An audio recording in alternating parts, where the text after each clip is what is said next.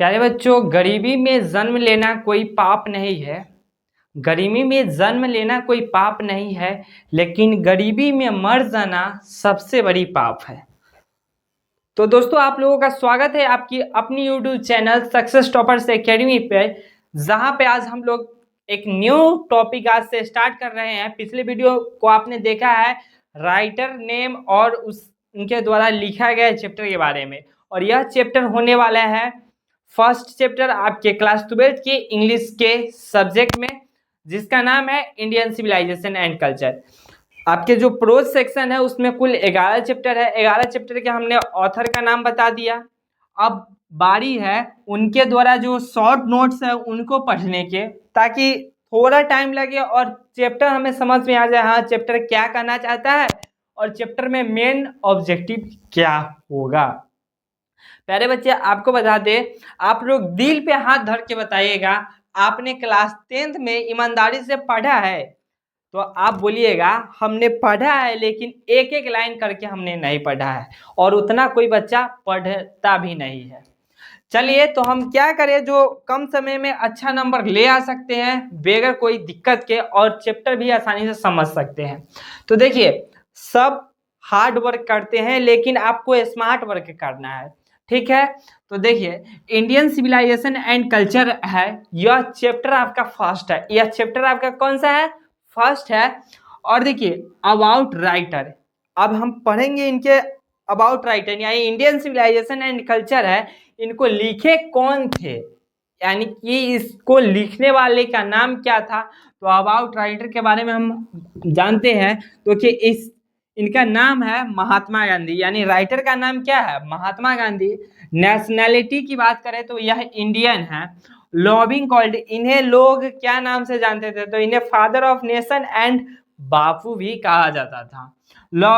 Lobbying called father of nation Bapu, born on 2 October 1869 and dead on 30th of January 1948। आप लोगों को एक question यहाँ पे डाउट फंसेगा क्या, और डैड इनमें इसमें फर्क आप बता सकते हैं क्या? तो देखिए, कोई स्पेसिफिक टाइम रहे, जैसे कि यहाँ पे जन्म की बात करें तो 1869 हो गया, और मृत्यु की बात करिए तो 1948 हो गया। इतना बात आपको समझ में आया? आ गया होगा। चलिए, अब देखते हैं इसमें कोई ना, जैसे कि यहाँ पे ऑन लगा है तो यहाँ पे 2 अक्टूबर दिया गया है, तो यहाँ बॉर्न ऑन 2 अक्टूबर 1869, जैसे ही थे 2 अक्टूबर आ जाएगा, यहाँ इन ना रहेगा, यहाँ पे ऑन हो जाएगा। बात समझ में आया? कोई डेट पर्सनली रहे तब उसके साथ कौन जाएगा? ऑन जाएगा, नहीं तो नहीं जाएगा। अब आता है आगे, रोट फॉर एसोसिएटेड विथ, इनका जो लिखा गया पत्रिका था वो फेमस कौन सा था? तो यह इनका यंग इंडिया है ना, बहुत ही फेमस था। विपॉन, फेमस विपॉन, इनका जो ट्रूथ एंड नॉन वायलेंस था, ट्रूथ और सत्य अहिंसा के खिलाफ फेमस बुक था, यानी। और देखिए, इनका ऑटोबायोग्राफी का नाम क्या था? My experiment with truth. My experiment with truth इनका फेमस आत्मकथा था। ऑटोग्राफी मतलब क्या होता है? आत्मकथा होता है। क्या होता है? ऑटोबायोग्राफी मतलब आत्मकथा होता है। इतना बात समझ में आया? अब बता दीजिए, इतना से जो क्वेश्चन बनने वाला है वह क्वेश्चन कौन सा है? तो यहां से आपका क्वेश्चन पूछेगा, who is Indian civilization and culture written by? तो आपका महात्मा गांधी हो जाएगा। अब उसी में फिर पूछेगा दूसरा क्वेश्चन, महात्मा गांधी का जन्म कब हुआ था? तो 2 अक्टूबर 1869, जहां रहेगा खोज के मार देना। अब अगला आ जाएगा, born 2 अक्टूबर 1869 या डेड ऑन 30 ऑफ जनवरी 1948। हाँ बाबू, एक और क्वेश्चन, इनका जो जन्म स्थान था वो हमने इसमें नहीं लिखा है, तो आप कहीं पर लिख लीजिएगा, महात्मा गांधी का जन्म स्थान पोरबंदर गुजरात में हुआ था। कहाँ हुआ था? पोरबंदर गुजरात में हुआ था। इतना बात समझ में आया? आ गया होगा। चलो बच्चे, आज फिर से मतलब अच्छा बातों को देखते हैं, यानी खाली जेब और खाली बुद्धि, खाली जेब और खाली बुद्धि इंसान को सही से रहने नहीं देता। अगर कहीं बैठे हो तो कुछ कमाने को सोचो, और सोचने से आपका दिमाग भी दौड़ने लगेगा। ठीक बात। चलिए अब आगे देखिएगा, about a chapter. About a chapter के बारे में हम पढ़ते हैं। अबाउट चैप्टर की बात करें तो नेम है इंडियन सिविलाइजेशन एंड कल्चर। इस चैप्टर का नाम क्या है? Indian civilization and culture. इसका टाइप क्या है? तो इसका टाइप है एस्से है, और टेकन फ्रॉम, यह लिया कहाँ से है? इस एस्से को कहाँ से लिया गया है? तो माई एक्सपेरिमेंट विथ ट्रूथ से लिया गया है। और माई एक्सपेरिमेंट विथ ट्रूथ को किसने लिखा है? तो महात्मा गांधी ने लिखा है। इतना बात समझ में आया? तो देखिए यहां से क्वेश्चन आएगा क्या, Indian civilization and culture taken from my experiment with truth. याद रहेगा ना?